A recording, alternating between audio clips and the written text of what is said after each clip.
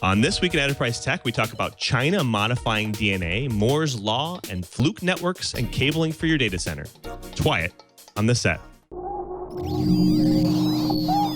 Netcasts you love.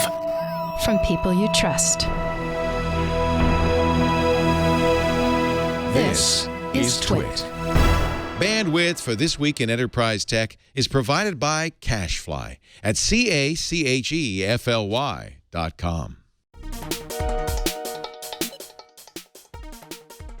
This is Twy it, This Week in Enterprise Tech, episode 201, recorded August 5th, 2016. Fluke out. This Week in Enterprise Tech is brought to you by Igloo Software. Igloo is an internet you'll actually like. It connects people with the information they need to do their best work. Try it for free at igloosoftware.com/twit or sign up for a live demo to see it in action.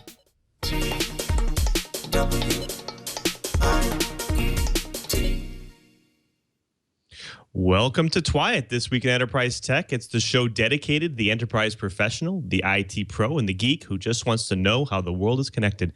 I'm your host for today, Louis Maresca, your guide to all things in the enterprise, but I definitely don't want to go on this journey alone. I'm joined by some of the top tech professionals in this world. My colleagues, starting with Mr. Brian Chi, the Director of Advanced Network Computing Laboratory in Honolulu. Welcome back, Brian. Yes, and my Mevo camera that just arrived yesterday is posing with Grommet. I love that device. I need to get one of them for myself. So also joining us, our other co-host in crime, Mr. Curtis Franklin from Information Week Radio. Curtis, welcome back. How's the weather down there in Florida? Oh, basic Florida summer. We're hot and steamy, but hey, we're Floridians. We like it that way.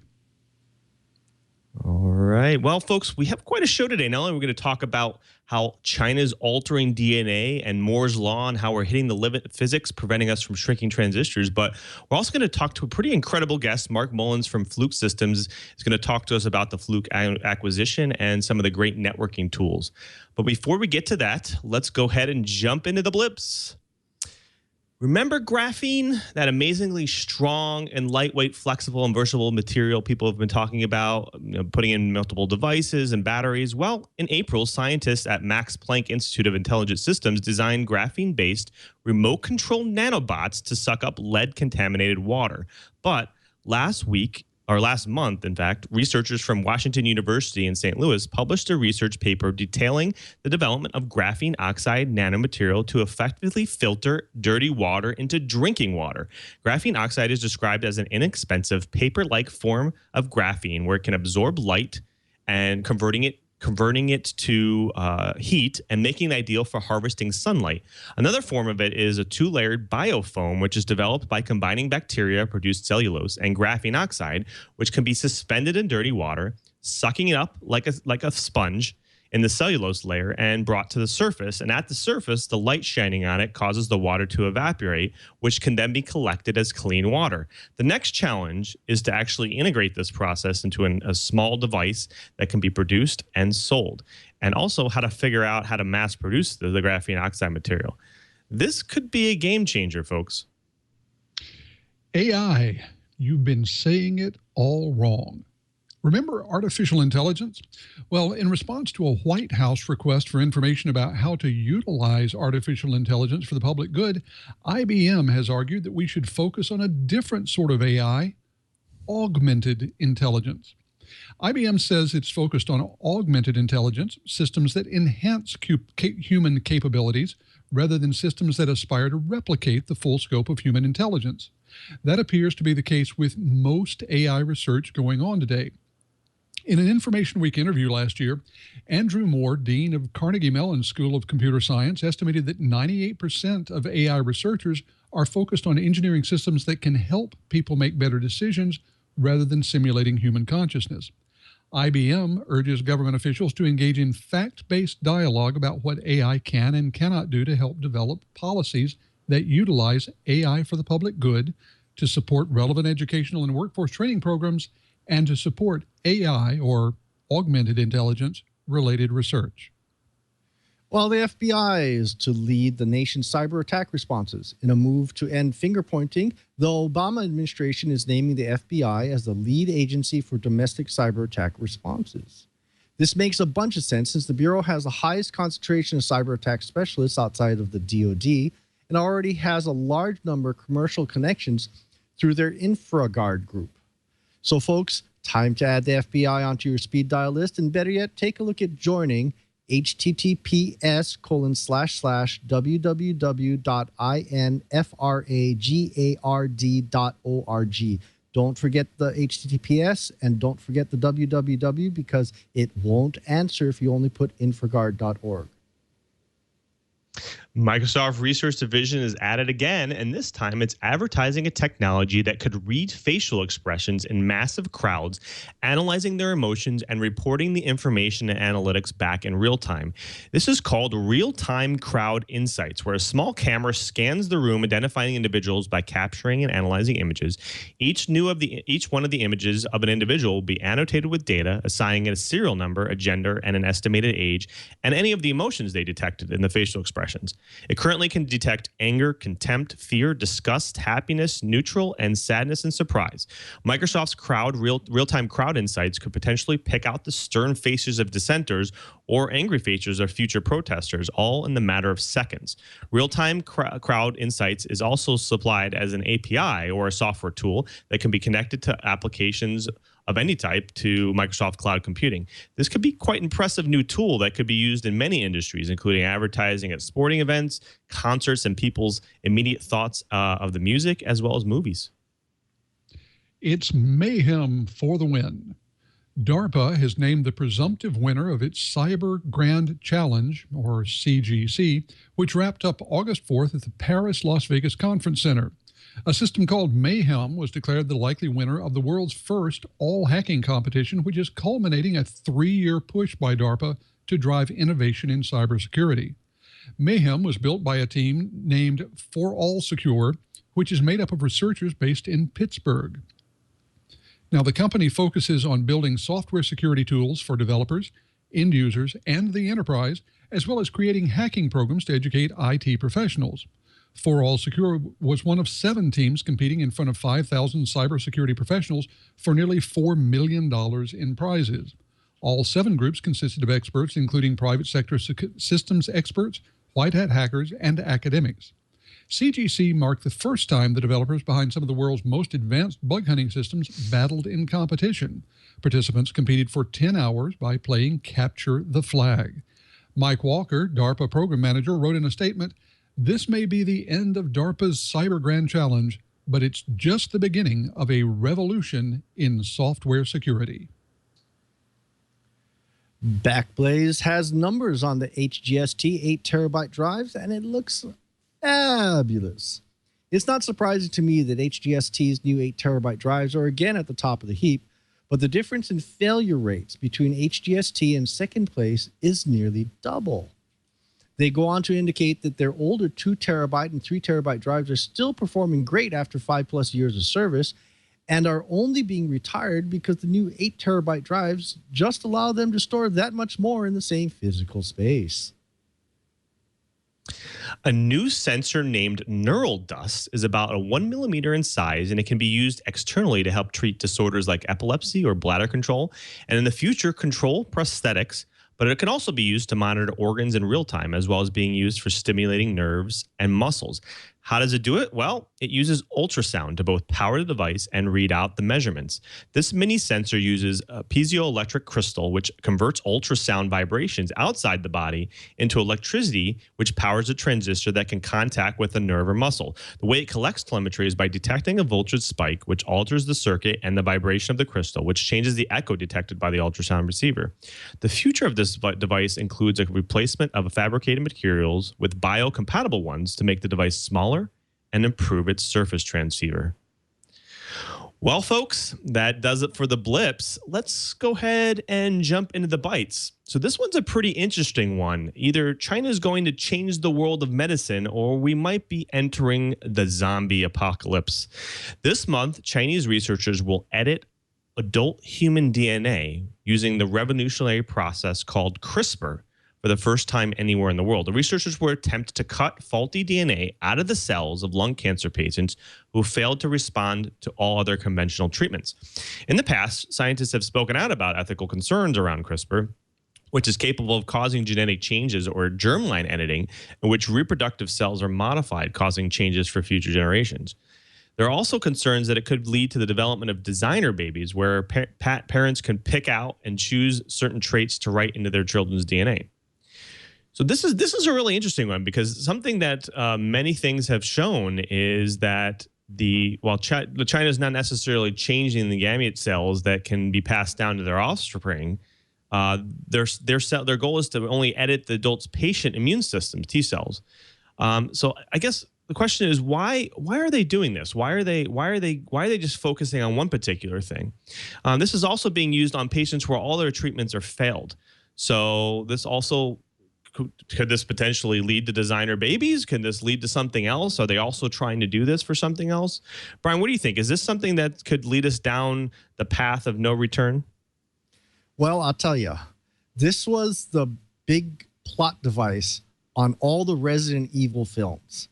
And there was actually some science back there, because the T cell is the low-hanging fruit in genetic modification. You want to be able to go and modify things. So in the plot line of Resident Evil, it was cosmetic to make you look younger and take the wrinkles out. And what it did was kick off the zombie apocalypse. Now, on a more recent thing, this is what a lot of people call the Blade Runner scenario. Are we going to be able to use this type of technology so that we can have backstreet vendors in eyes with full optic nerves ready to transplant? Are we going to start patenting these? So one of the things in Blade Runner, they're actually putting serial numbers and so forth onto designer snakes and so forth. But more seriously, we're already doing gene therapy in the United States. In fact, Dell Systems actually has a single SKU for hospitals to use to buy a high-performance computing cluster specifically set up to do the calculations necessary for gene therapy. This is a logical step forward so that you can go and directly attack the defective genes that might be in the that cause lung cancer, kidney cancer, whatever. As long as you can identify the genes. And keep in mind, a large portion of the human genome has already been mapped. And they're finding out little things, different types of cancers. They've already found some genes that lead to Alzheimer's. So while the United States isn't interested, right now there's prohibitions against this in the United States. But in China, those rules are a little more lax. And so we're probably going to see a lot of the leading edge gene therapy, gene splicing, gene manipulation in China first. And who knows where this is going to go. So I chose, this is what Umbrella Corp was doing in Resident Evil. This is something that we might want to be worried about if the checks and balances in China aren't as strong as, say, in the Western world. Now, wait a second here. Like, let me play devil's advocate for a second here. So, people are worried, even just in the United States, are worried about, GMO and altering the DNA, not just the DNA, but the genetics within the plants and vegetables, right? I mean, let alone now doing that for humans and, potential diseases and so on. Many people are worried about the unknown effects to the future generations, because you have the temptation of not only altering your DNA or your kid's DNA or, your multiple generations of DNA, but also removing defects, right? Things like, and Gattaca, that kind of thing, right? So, what do you think, Curtis? Is this something that we should be worried about, or is this something that we're just kind of science fiction?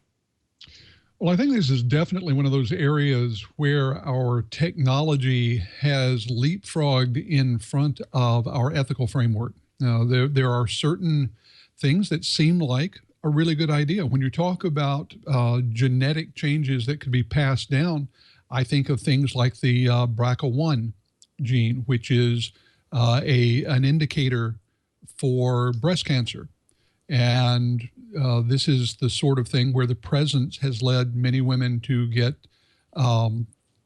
a radical double mastectomy as a preventive measure. If that could avoid being passed down, most people would say that's a good thing. On the other hand, you do have things about designer babies. We've seen more and more that if a child could be offered some sort of advantage, there are parents who have no ethical issues in doing that, kind of regardless of what the side effects might be. The fact is, though, that here in the West, we tend to get very concerned about how something is done, sometimes to the exclusion of what is done. And I think this may be one of those cases. If we could have the same sort of therapeutic effect through other means, we wouldn't mind. It's the how that we have trouble with. And obviously, there are a lot of labs in various parts of Asia, not just China, but we've seen this sort of thing in South Korea as well, where they operate under a slightly different ethical framework and are able to get somewhat different results.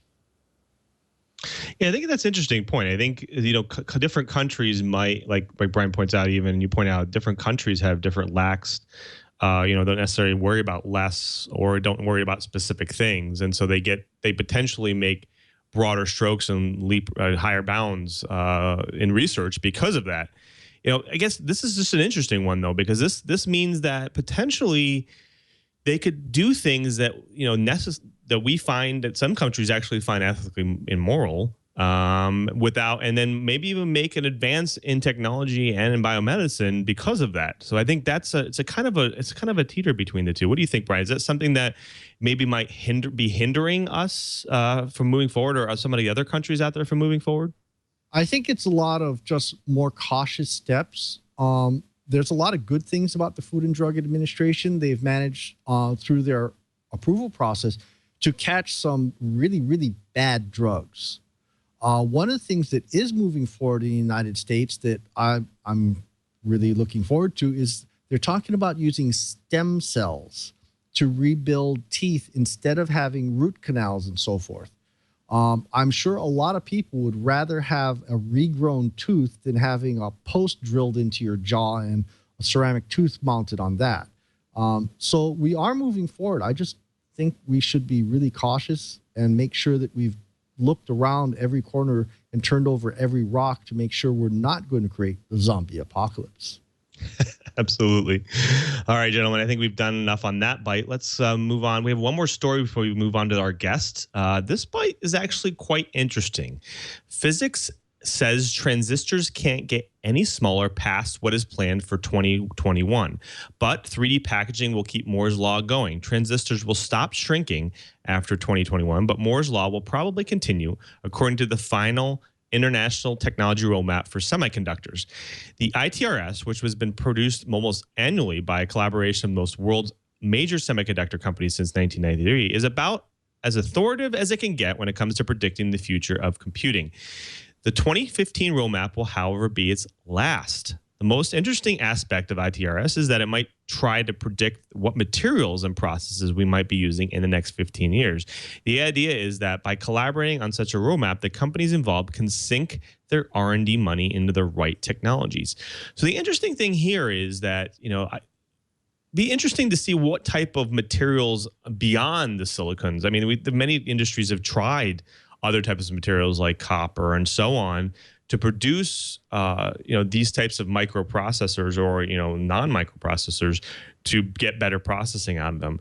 So, Brian, what do you think? Is this something that we're limited to just silicon, or do you think there's hopefully some new processes and new materials going forward that will help us leap and bound beyond Moore's law's restrictions? Well, actually, one of the big changes in how we do things is the use of free electron lasers to actually burn away excess material on the silicon. But the report actually goes on to say it's not going to be so much how small you can make things, because they're kind of at the limit. The issue really is going to be, instead of having just single-story houses, so to speak, now they're going to go into sky rises. So they're going to start going into 3D layouts of semiconductor materials, so that instead of having to take up, say, a square nanometer, it might be able to have a square nanometer by, say, hundreds of nanometers tall. So you can actually dramatically increase the density and the size of the chip, because remember, how small you can get, that's kind of a limit when you start getting into how you lay out the masking. But if you can make sky rises, we can do all kinds of really interesting things. And that's what the report's really predicting, 3D. Right. I think that's the interesting thing, is moving to, like you said, different processes to, three-dimensionally construct the different layers, but substrates within the processor is probably the interesting thing. So, Curtis, how do you think this will affect the enterprise? I mean, do we think that we'll see the technologies start to plateau until we figure out some of these new technologies, new processes? Or do you think that, things like supercomputing and so on will still continue to kind of move forward? Well, I suspect that we'll see things continuing to move forward. I don't know of any system vendor that has said, well, we're just going to sit here and not introduce any new products until Moore's Law catches up.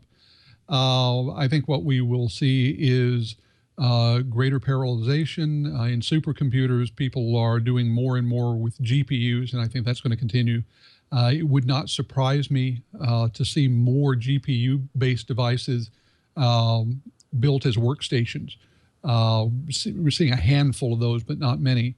Now, to me, where this really starts to play is that it becomes easier and easier as this kind of technology does finally hit the market for people to build what is essentially a data center in an office. I mean, we've already hit the point where, by the standards of computing, when I got into the industry, we have supercomputers on our desks, or often in our backpacks.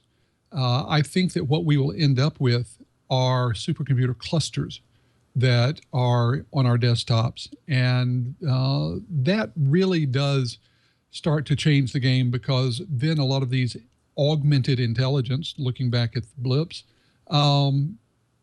applications really do become not just feasible, but easy from a performance standpoint. And I think that's going to be a great place to go. Absolutely. So, Brian, is there any, what do you think? Is there any other processes or production updates that we're seeing that will hopefully push us in that direction or get us closer to that direction, especially this new 3D fabrication process? Yeah, definitely. I previously mentioned free electron lasers, because you can actually change the color of the laser electronically, tune it. But the one that the semiconductor industry is really banking on is extreme ultraviolet lithography. So instead of just burning things, it's a new way of creating the mass.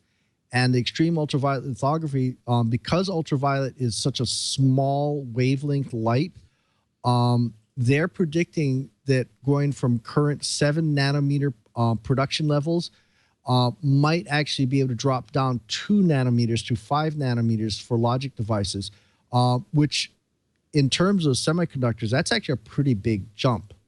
I'm not sure we're going to be able to get too much further. I think the report actually alludes that extreme ultraviolet lithography is going to get them to the limit, and that's what they're talking about 2021. And you can actually see a picture of an extreme ultraviolet lithography system, which is actually really big, much bigger than the current systems, but having basically a fab in a box gives you better control over a lot of different things. And 5 nanometers is pretty freaking small. Well, gentlemen, I think that brings us to the end of the bites. We have quite a bit of show left. When we come back, our guest, Mark Mullins of Fluke Networks, will be here, and we'll get the chance to talk to him about Fluke Networks and NetScout, and also talk about cable testing and why it's important, how it can potentially save you money. But before we do that, let's go ahead and thank our amazing sponsor of this episode in This Week in Enterprise Tech, and Padre wants to tell you about it. Padre? Lou, Chibert, Curtis, thanks very much. Let's take a moment to thank the sponsor for this episode of This Week in Enterprise Tech. And I'm going to start it by asking you a question. Do you like your old tech? Is your Practical Peripherals 14.4 modem holding up? What about your DSL lines and your ISDN? Well, of course not, because that's old tech. We don't use that anymore. We've adapted. We've grown. We've become better IT consumers. So if that's the case, why is it that you're still using an intranet from the 90s? Yeah, don't do that. You see, in the 90s, that internet looked new. It looked fun, but now it's old. It's sad, and it just doesn't have the user interface or the information that you need, which is why we're so happy to have Igloo as a supporter of the Twiet Right. You see, Igloo understands that work is no longer a location. Teams can be together halfway around the world. Igloo is a modern internet designed to do just that. It keeps everyone on the same page. You can share files, have real conversations in real time, and do it all while still being able to use the apps that you currently use, like Box, Google Drive, and Skype. Igloo brings everything together and creates a single destination that lets you focus on your work rather than the tool. Now, Igloo is an internet that you'll actually like. It's a cloud platform that enables you to share files, collaborate on documents, blog your updates, coordinate calendars, and manage your projects, all from the same attractive and intuitive interface. Of course, access to all that information needs to be protected, so Igloo baked in SSL and 256-bit encryption modules into their platform. This lets you grant access to drag-and-drop widgets, a WYSIWYG editor, and permission-based content just to the users who need it. Unlike a lot of other solutions out there, Igloo lets you customize your platform and integrate your existing IT investment. This isn't a forklift upgrade where you have to discard everything that came before. You can use Office 365, Salesforce, SharePoint, Active Directory, and file sharing solutions like Google Drive and Dropbox, all within the same Igloo.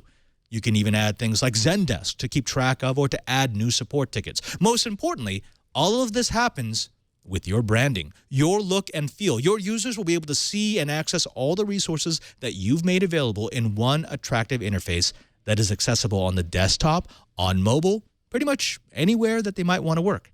It's used by large enterprises and growing companies alike, like User Testing, BDO, American Family Insurance, and ATP World Tour. They get it.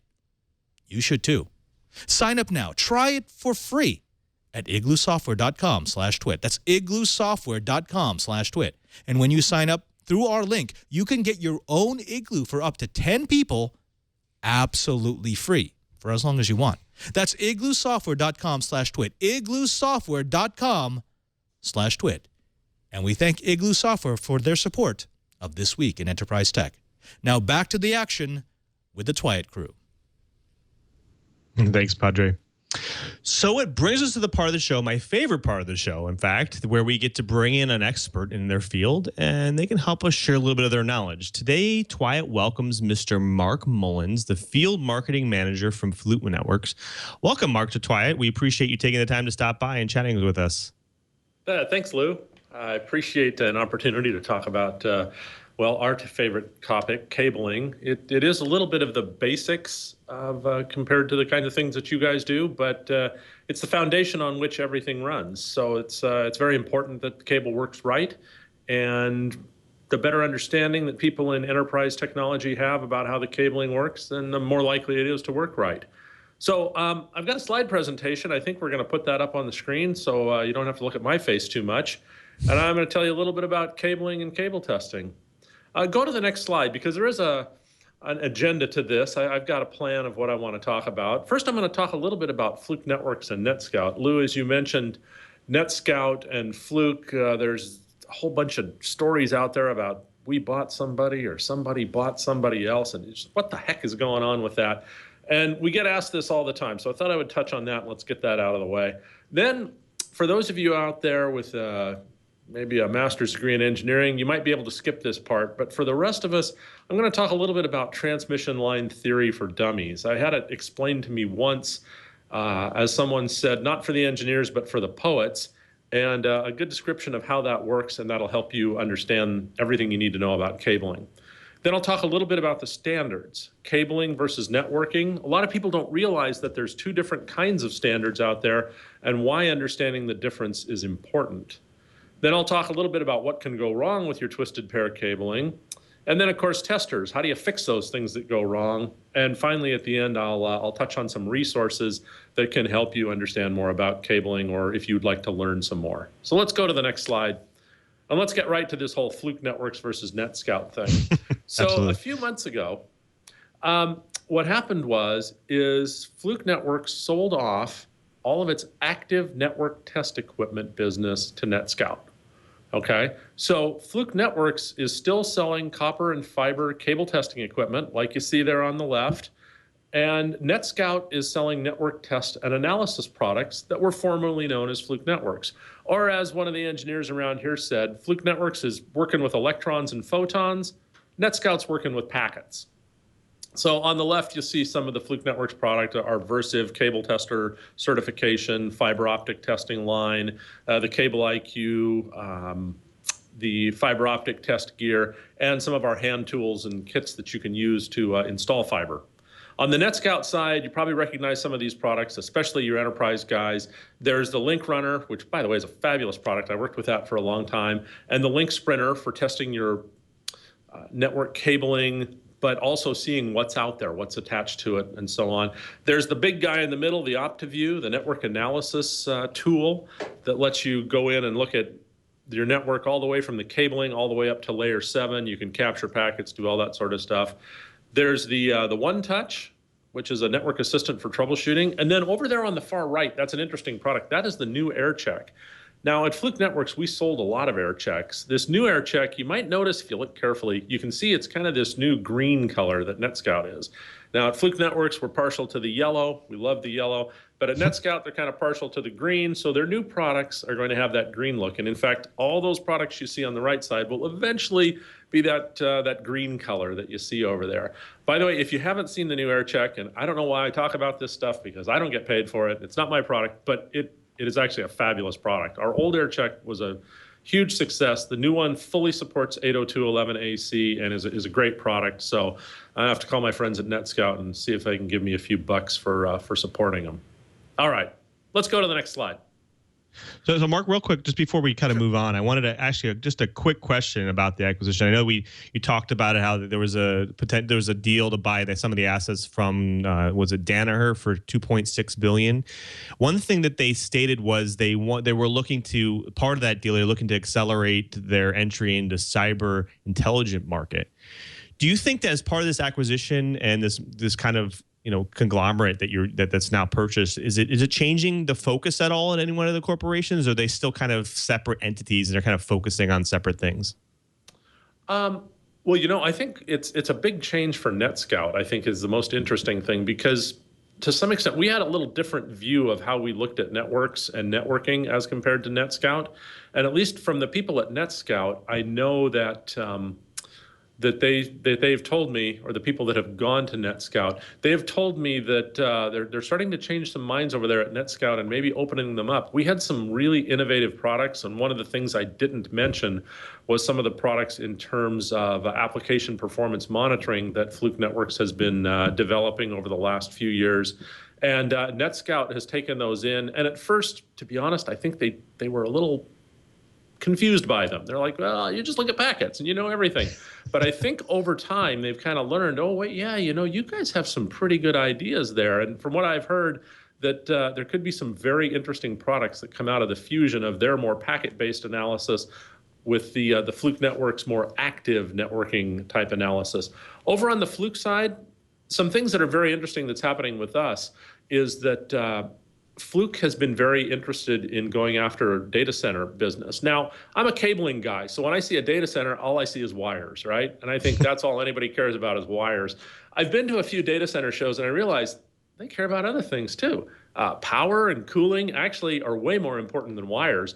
And the cool thing about now being more tightly tied with Fluke in Fluke Networks is they have a lot of products for monitoring power and monitoring temperature, thermal scopes, those kinds of products that are very, very appealing to people who are managing data centers more than just the cabling. So we're actually starting to work more with Fluke and talking more to data center operators to see, how do we fit the synergy of all this together so that we can help you solve not only your cabling problems but your power problems and your cooling problems as well. Fantastic. So yeah, hopefully they keep the amazing Fluke yellow. But okay, that's cool. Not going anywhere. So go ahead. Let's go move into the cabling side. We definitely want to hear about that and how Twisted Pair is handling and so on. Okay, yeah, and I think I'm gonna make this interesting. It's an arcane topic, but The way cabling works, it's pretty simple, right? On one side, over there on the left, you've got a transmitter and a receiver. And on the right-hand side, hopefully you connect it up right, and you got the receiver and the transmitter on the other side. And you've got some cables connected in between them. And you want to send some signals down there. Now, in the old days, twisted pair cabling was used for phones, right? And that's like a 6 kilohertz bandwidth kind of a thing. It's almost nothing. And now, we're jamming gigahertz signals across cables. So when you get into those high frequency things, weird stuff starts happening. I'll just put it that way. That's my poet explanation of transmission line theory. And go to the next slide, and you'll see one of the first things that happens when you send a signal down the cable. So I'm going to send something out that transmit side on the left, and it's going to go down the cable. Now, if you remember, if you ever took any electrical engineering, you might remember the right-hand rule. And what all that says is that if I send a signal down a cable, it generates an electromagnetic field.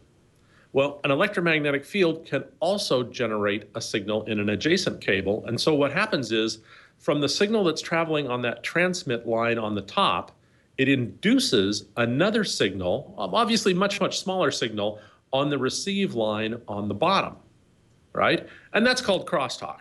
So what happens is that I'm sending something out the transmit line, but now I'm hearing something on the receive line. And if you understand how Ethernet works, right, as soon as I hear something on the receive line, I have to stop talking because somebody's trying to talk to me. I can't talk and receive at the same time, at least in the original versions of Ethernet. So this crosstalk is a real problem. Now, for some of you older people that are on the line, you might remember in the old days, and in fact, I think you still hear it, especially if you go visit a third world country. You're talking on the phone line, and you guys ever heard, you kind of hear background conversations or somebody talking in the background? What the heck's going on with that? That's usually crosstalk. That's just the signal bleeding from one pair of wires into another pair of wires and coming right back in your ear. So it's kind of annoying. In data communications, it's more than annoying. It can be completely devastating. The main reason being is that by the time the signal travels all the way from the transmit to the receive side, it can be attenuated by 100 or even 1,000 to 1. So the signals are very, very small when they get to the receive side. So the crosstalk that comes across on the near end, right there on the far left, comes into the receive side, and it's a pretty strong signal, and it would make the receiver think that there's something coming in and it's not going to work. So crosstalk is really probably one of the biggest and most important things with cabling. So how do we solve that? How did the engineers fix this problem? Let's go to the next slide. There's two things that have been done in engineering, and this is not like today's technology. This has been around for a while. But the first one is what we call differential signaling. So instead of just sending a positive burst, say to represent a 1 on the cable on the one line, we actually send at the same time a negative, equal but opposite signal on the other wire. Now, what happens is that the positive signal induces a signal in the adjacent cable, the one below, and the negative signal also induces one, equal but opposite, and they cancel out. And you look at my picture there and you go, it looks like they actually didn't really cancel out there, Mark. What's going on there? And that is, here's the problem. And you think, well, really, does that make that much difference? That lower cable is a little bit closer to the pair on the bottom, so it cancels out and then a little bit more than cancels out the signal at the top. So therefore, you still get some crosstalk. Even though you got this differential signaling, you've gotten rid of most of it, but you haven't gotten rid of all of it. So how did they get rid of the rest of it? Let's go to the next one. It's really a pretty simple approach, if you think about it. What they did is they twisted the cable. So what difference does that make? Well, you see those two arrows there. As you can see, on the arrow on the left, the vertical arrow, the gray cable is a little bit closer to the black cable. So there, the gray cable is going to have, the signal on the gray cable will have a little more impact on the black cable.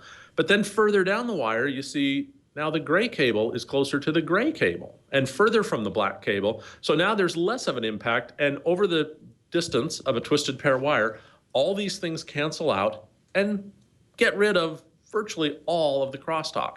So twisting of cables is very, very important. That's how you get rid of crosstalk, and that's really how all this cabling stuff works. It's, when you think about it, it's like, wow, that's actually very simple. Now, there's a lot of math behind it, and I won't go into that. So let's just move on. Let's get to the next slide here. One of the things you'll notice is if you ever take apart a twisted pair cable is you'll notice that the different pairs are twisted at different rates. And if you look at that picture carefully, you can see that the different pairs are twisted at different rates. And that's so you don't end up with a situation where two cables in a different pair are close to each other for a long, long period of time.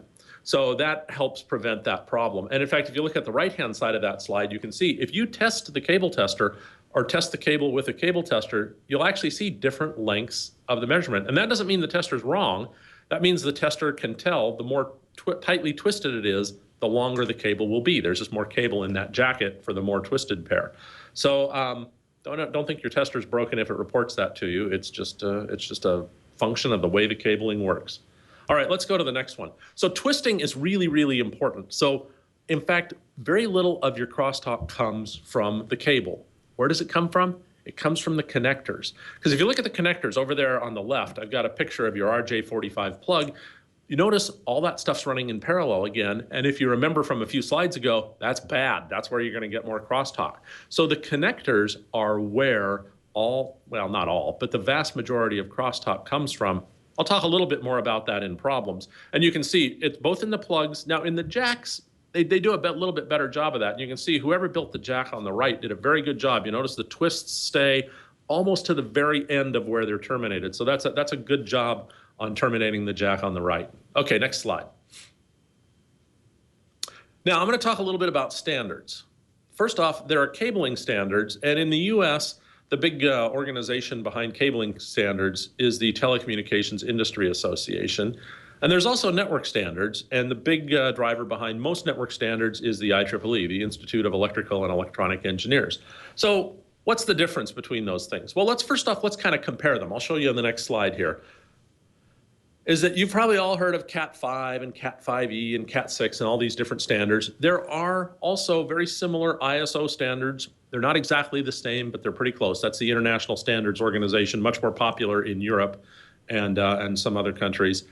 And you notice that, say, Cat 5 was designed to work with 10 base T and 100 base TX.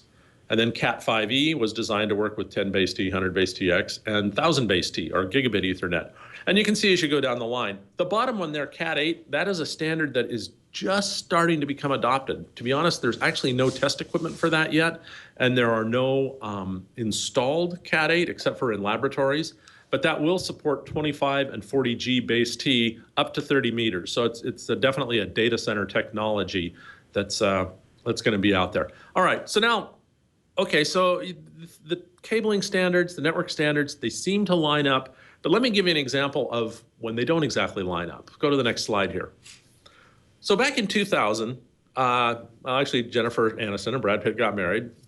And also back then, 1000 base T networking was announced, and Category 5e cabling was announced. And they both worked together, and everybody looked at it and said, oh, if I want to run gigabit Ethernet, I want to install Cat 5e. So in your mind, you'd think, yeah, those two things go together, like Brad Pitt and Jennifer Aniston, okay? But now I'm going to take you on a little side story. So let's go to the next slide here. We're going to go back to 2014, and this new technology for Wi-Fi called 802.11ac shows up. Now, why am I talking about Wi-Fi? Well, this Wi-Fi has really high speeds, right? Up to 6.7 gigabits per second. So if you wanted to install the access points, well, if you hook that up to gigabit Ethernet, it's not going to do very well, right? Because there goes your 6 gigabits. You're not going to be better than 1 gigabit. So you'd need to install 10G base T to make 802.11ac work, right? Well, and to run 10G base T, if you remember earlier, you need Cat 6a. The problem is not many people have deployed Cat 6a. There's not much of it out there. So if I'm a guy who wants to sell 802.11ac access points and have my enterprise customers get the maximum value out of that, I'm going to have to tell them they're going to have to rip out their cable and replace it with Cat 6a. That's an expensive proposition. I don't know. Might not want to buy those AC access points. So what am I going to do? Let's go to the next slide. So they came up with an idea. And this idea was a group of them got together, including Fluke Networks and cabling manufacturers, and they came up with this standard that's coming out called N-base T. The idea with N-base T was to stuff 2.5 gigabits per second or even 5 gigabits per second onto existing Cat 5e or Cat 6 cable. So you could get more out of it than you could back in 2000. So if you go to the next slide, what really you see is happening here is that 1000 base T networking works with Category 5e cabling, but now in 2016, N-base-T is going to work with Category 5E cabling. So it's like Brad Pitt gets to have both Angelina Jolie or Jennifer Aniston. But the moral of this story is, if you installed your cabling and you tested it for 1000 base T, that would be great. You could run gigabit Ethernet on it. But you wouldn't be able to run, or you wouldn't know for sure if N-base-T would run on it. And that's why we have separate cabling standards, so that as new networking technologies come down the line, they can pick a certain cabling standard and run on that. And if you've certified your cable to that standard, then you know you can have both Angelina Jolie or Jennifer Aniston. Or 1000 base T and N-base-T networking. Okay, so let's go to the next slide. I'll talk a little bit about problems. We make these fancy test equipment, and the biggest problem that people have is that cables don't go where they're supposed to. That is the number one cabling problem. Is it says it goes to Phil's office, but it actually goes to Rick's office. So that's the number one problem. Let's go to the next slide. Another problem you'll see is split pairs. I mentioned how the cables had to be twisted together in order to get the noise cancellation or the crosstalk cancellation. Now, something they did, this was ages ago, when they came up with connectors, you'll notice 1 and 2 is a pair, 7 and 8 is a pair. That makes a lot of sense. And then 3 and 6 are a pair. Now, in the old days in the telephone world, I think there was some reason that they did that, but that just has hung on now for a long time. Now, the problem is, though, is if you twist 3 and 4 together and 5 and 6 together, you're just creating a crosstalk generating machine. So split pairs, they're easy to do if you don't really understand what you're doing with cabling. You won't wire these things up right, and you'll end up with a cable that it might support 10 base T, it probably won't support anything else. I often feel that the design of that, the 1, 2, 3, 6 pairing that they've got on the cabling was designed so that we could sell more test equipment, because it does cause problems. People have problems with this. Anyway, next slide. Mark, go ahead. Yeah. I actually went through the AT&T school. Yeah. And the reason why it's done that way is to support the telco and data on the same wire back in the Cat 3 days. Okay.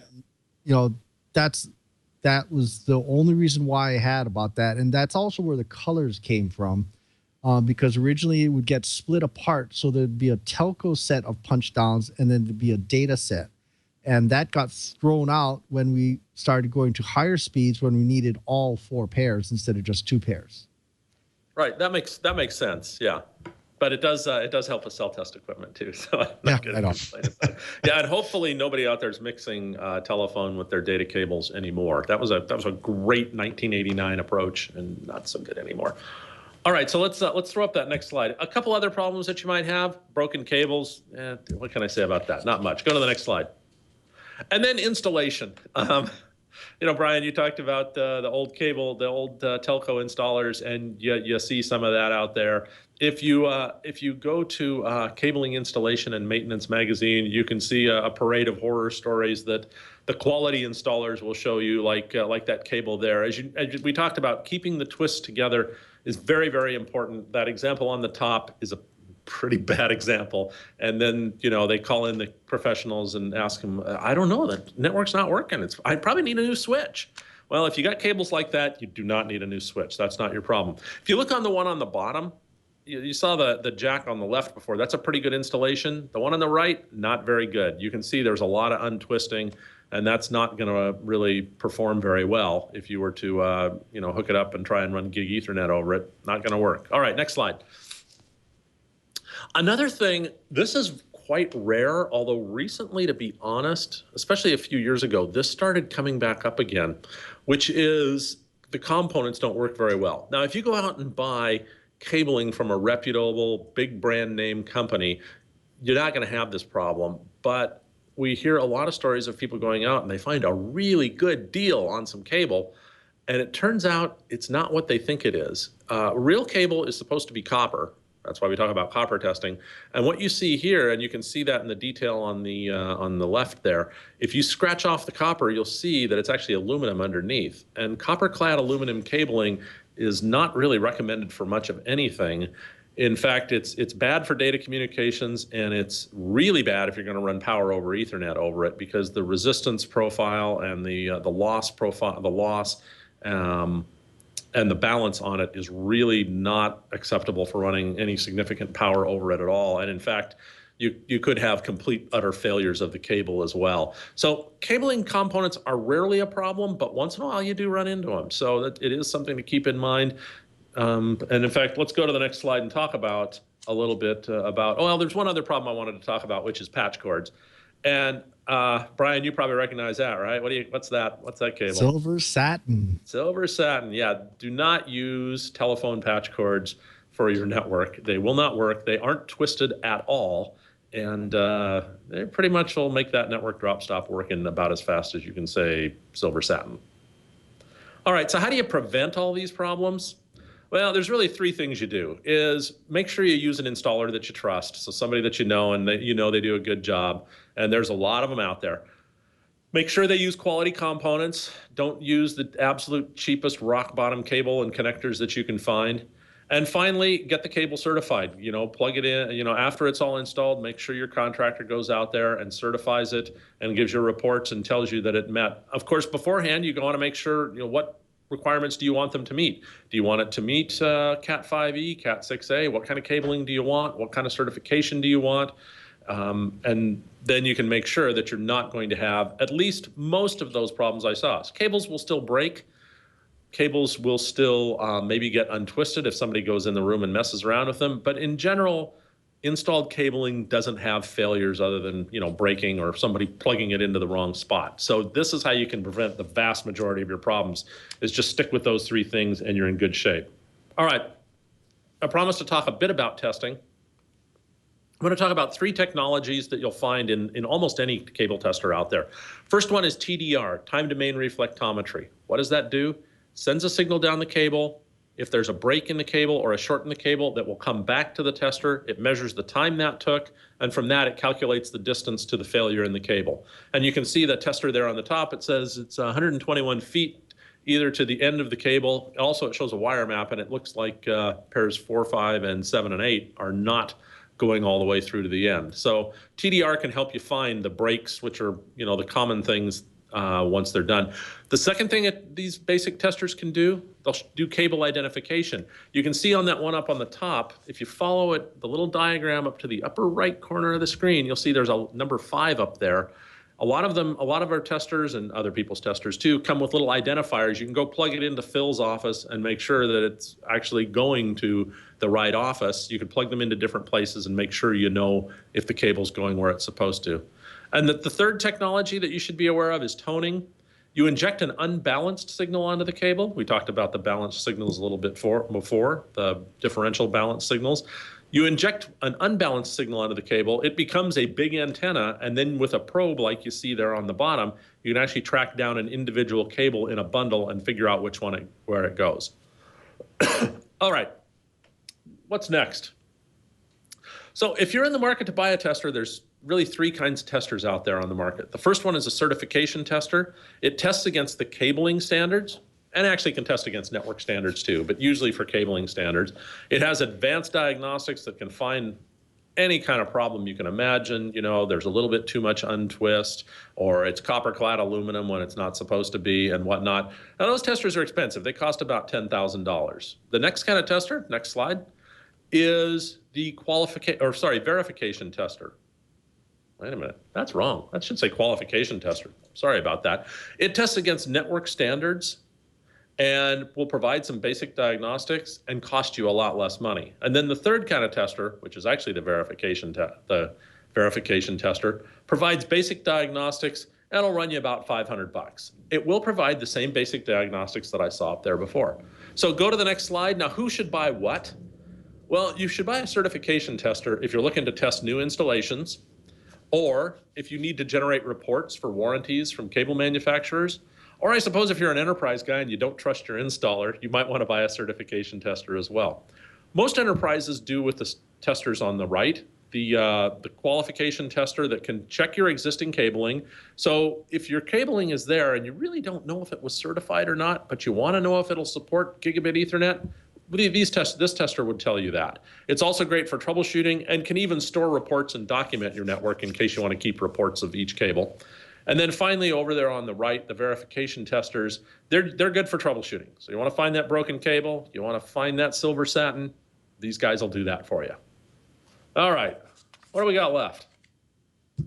Cable I guess form. that's it for my presentation. I was wondering if there's any questions that anybody wants to throw at me. Actually, we have a kind of a question coming out of the chat room. Let's see. People were basically asking, what's coming? We have our, Cat 6, Cat 6E, Cat 6A. Is there something new on the horizon that's going to make things more reliable, easier to run? What's the differences? Well, the two biggest things that I see that are going to affect the cabling testing business in the next couple of years, first off is Category 8, and I mentioned that before, which is really a data center technology. The big question there is, will the equipment manufacturers move to provide high-end equipment with copper cable connections in them? Because as we know, the copper cable connections are a lot less expensive than fiber optics, but a lot of data centers have made a big investment in fiber optics, and they're not obviously going to go back to copper. So that's the first big question in the market is Cat 8, how big of a impact is Cat 8 going to make? The second one in cable testing that I see coming down the road is a lot of stuff. I'll just kind of lump it all around power over Ethernet. As you know, there's a new power over Ethernet, or what is it, power over HD base T, that'll actually allow you to run 100 watts, which just amazes me, over twisted pair Ethernet. And then you also have all of the digital ceiling stuff that's going on right now, right? Where you're running a lot of cabling to lighting, fan controls, cameras in the ceiling and whatnot. And all of those things need power. So what does that impact on cabling do? Well, a lot of the cabling standards were designed around the idea of transmitting data, right? Crosstalk and the stuff we've talked about. But they weren't designed really around the idea of transmitting 100-watt kind of power out there to devices at the end of a long cable. And I'm not going to say that there are going to be problems, but there might be problems with that. And so there are some new tests that we've added to our latest cable testers that test this whole concept of resistance unbalance. And if you do not have the correct resistance unbalance, you can have a lot of problems with power over Ethernet.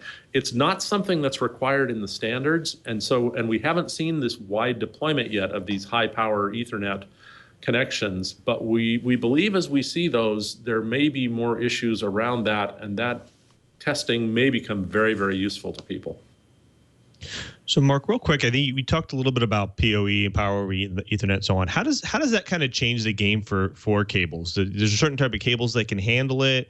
Is there, and then there's PoE and PoE plus, and is there special tools like you talked about the 3 different types of, Fluke Network tools that you can use to kind of detect, problems with the cabling and so on? Did those tools change when you have PoE, that kind of thing? So far, not yet, because as I mentioned before, that's where the cabling standards are so valuable, and that's why testing your cable against a standard when it's first installed is so important, because these guys that are designing these new standards, their goal is obviously to not make you rip out cable and replace it. So as they design this, say, HD-based T and N-based T technologies, their goal is to make it run on the existing cabling with the existing standards. However, there may be some issues and some situations where that may not be enough. And right now, only our high-end testers have the ability to test some of these more advanced features, like I mentioned, resistance unbalanced. So that is something that could be, I think that's something that's going to be changing more with power over Ethernet. It may come to a point where if we see when it's becoming deployed, if people are seeing issues, they may need to see some more of these higher end features in some of the lower end products. That I could see that as a possibility. And also just the ability to test the power over Ethernet as well within the cable tester. How much power am I really getting, that sort of thing. So, Mark, one of the things that we're getting questions on and so forth is why, everybody says, wow, certification and so forth from our installers adds a lot of money to the cable job. But let's go talk a little bit about the pay me now, pay me later affair. What does this certification really and truly buy you in the long run? Well, that's a good point, because in the short run, the certification buys you the peace of mind that when you go in and plug everything in, it's going to work, right? And usually when you're firing up a network, and Brian, I'm sure you've been through this many times, there's usually a huge time pressure to get stuff done as fast as possible, right? It's not that, once the building's all up and running, frankly, probably a lot of that stuff got done late or at the last minute. Usually management doesn't say, hey, take a couple of months and wring this thing out and make sure it's working really well. No, it's like, hey, this thing needs to be up and running in 6 days. Is that okay? And by the way, 2 of those are weekend days. So you're going to save yourself a lot of time if you have the contractor find those problems right away and fix them right away, as opposed to you going in and installing networking gear and then finding out some portion of those drops don't run. And then, well, is it the gear? Is it the cable? I don't know. And you'll spend a huge amount of time troubleshooting there. So that's the first part of pay me now and pay me later, or pay me later. But the second part of it is, as I mentioned earlier, is as these new standards come down the road, you might say, hey, boy, that's great. I want to run N-base-T. Let's upgrade everything to 802.11 AC. But I don't, is our cable any good? I don't know. Well, what's it going to cost? Well, we're not going to be able to figure it out until we actually go out and test the cables and find out. So that's another case where you're going to end up paying later. The other thing is that if some other new standard comes down the road and you didn't certify the cable, you just don't know if it's going to work. And I guess that's the whole upshot of the thing. And that's why the cabling standards and certifying against those standards is so important. And it is an insurance against the kinds of problems that you might see either the week after you install it, or you might see it 5 years after you install it, or any time in between, right? So one quick question for me, Mark, is I think you talked about, potentially buying cheap cables, not necessarily a good idea, especially the types of that's copper and then aluminum. Yeah. What types of tools will help you kind of detect that? Will it be the same tools, or again, can it be just one of the cheaper units where you can basically say, hey, I bought this cable, I bought it as a budget. Is it it says that it's copper shielded cable, that kind of thing. Is it good? Is it bad? Is it going to get me the length that I need? How do I know? How do I tell? Well, one easy way to tell, hopefully the vendor of the cable is being honest. One of the easiest things to do is look for some sort of certification on the box of cable that you buy, either UL or I can't remember the other one, but UL is probably the most common one. ETL, sorry, that's the other one. And if they're certified by them, assuming they're honest, that's one way. The other good way is to just look for a brand that you've heard of, that you know is a good brand out there. If you want a list of good brands, you can go to our DSX 5000 page and look at all of the cable companies that have endorsed our product. And those are all companies that we've worked with. We know they do a good job. They've taken our product into the lab, and they've actually said our product is good enough for our cable. So, if it's one of those brands, then you know you're in good shape. The lower end testers, unfortunately, aren't really good at finding this kind of stuff, because this kind of stuff pretty much works most of the time. It's just when you try to stress it that you're going to start running into trouble. Either stress it with high speeds or high power over Ethernet. That's when you're going to start running into problems with it. And unfortunately, the low end testers can't find it. But once again, if it gets certified when it's installed, it's not over time going to turn into copper-clad aluminum. So if it's certified when it's installed, the high-end testers will find that kind of thing, and you're not going to get a pass report, and so you'll know that it's not working, or it's not what you want to have in your building. Fantastic. Great information. Well, unfortunately, we've used up another hour of listening to the best dang enterprise podcast in the known universe, according to 9 out of 10 split pairs. First, I want to thank our guest, Mr. Mark Mullins, the field marketing manager for Fluke Networks. Thank you so much, Mark, for being here. Can you tell the folks at home where they can find you, your work, and a little bit more about Fluke Networks and NetScout? Well, the easiest place is to go to flukenetworks.com, and we have a lot of resources on there for around cable testing. If you go to if you scroll up just a little bit, I'll show you where the best stuff is right here. And if you go look under solutions, there's some learn about pages that talk about cable testing, talk about fiber testing, and then go over to community, We've also got a blog. Yeah, there's to learn about. If you go to community, we've got a blog called Cabling Chronicles. Now, I'll warn you, it's a real mix. We try and keep stuff in there, for more basic guys. So you can see we've got like cable testing 101, what happens when you mix different multi-mode fiber types. And then some of the other higher end sorts of things like, what do you need to be testing if you're going to be running power over HD base T? And so it's a real mix, but it really, if you want to know about what's going on with cable testing, there's a ton of information in there from the latest news to, as I said, some kind of 101 stuff. So if you just want to know the basics of cable testing, you can find a lot of information there on our blog. Fantastic. Thank you so much. That's Mark Mullins, Field Marketing Manager from Fluke Networks. Thank you so much for being part of the Twiat Riot.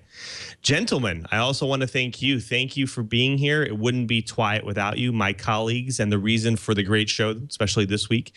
Starting out with Mr. Kurz Franklin. Mr. Always amazing working with you. Can you tell the folks at home where they can find you and all your work? Well, my work can always be found at informationweek.com. I do the production for our radio programs. And speaking of that, we've got a new radio program starting up again at the beginning of next week. Normally we do Interop radio in the 2 or 3 months leading up to the Interop show in spring, but this time we're starting it way in advance. So Interop radio kicks off next week. Should be a great series, and check back at informationweek.com to get all of the details. Fantastic. That's Mr. Kurz Franklin from Information Week Radio. Always a pleasure. This show would definitely not be without Mr. Brian Chi, our super producer. Where can you tell people where they can find you and all of your work? Actually, this coming couple of weeks, I'm going to be disappearing. I'm actually putting in smart meters at Pearl Harbor and working on renovations on the RV Kilo Moana. But please feel free. I'm at ADVNETLAB on Twitter, and I've gotten some absolutely spectacular show ideas from folks on Twitterverse, and look forward to scheduling all kinds of really cool new shows. And oh, by the way, just a sneak peek, we have Google coming up. Ooh. Looking forward to it. So that was Mr. Brian T., Director of the Advanced Network Computing Laboratory in Honolulu. Amazing having you as usual. And of course, thank you to you, our loyal listeners. We love doing this show. We couldn't do this show week to week without you and you coming back. And we want to make sure we make it easy for you to listen and view the show. So head over right now to the twit.tv/Twiat. Once you're there, you can see all the entire archive of the show. All of our episodes, our show notes. Check out the 200th episode in high def and video, where all of our Twit hosts are there, as well as Tim Titus from Past Solutions and Cricket Lou from Infoblocks. You can watch it in every which way, all different providers and all different viewing angles. And also, remember, we do this show live every Friday at 1:30 p.m. Pacific time. You can see our show recorded live at live.twit.tv. And as long as you're watching live, I want you to jump into our live chat room at irc.twit.tv. You can ask our live questions to our guests and our co-hosts, and you can inspire us with your wisdom and your wiser comments. You might even find a way to inspire the show and take it into a different direction. So come on over and check out our chat room.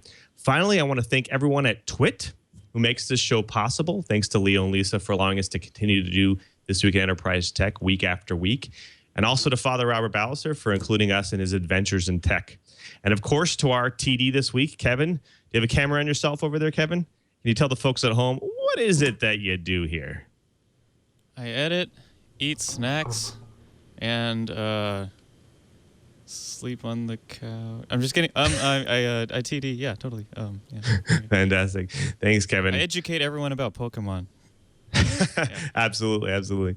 All right. Well, thanks, Kevin. You can always follow me at twitter.com/LouMM, a great place to see all that I do outside of the studio, as well as a place to suggest topics and future guests for future episodes. Until next time, I'm Louis Maresca, just reminding you, if you want to know what's going on in the enterprise, just keep quiet.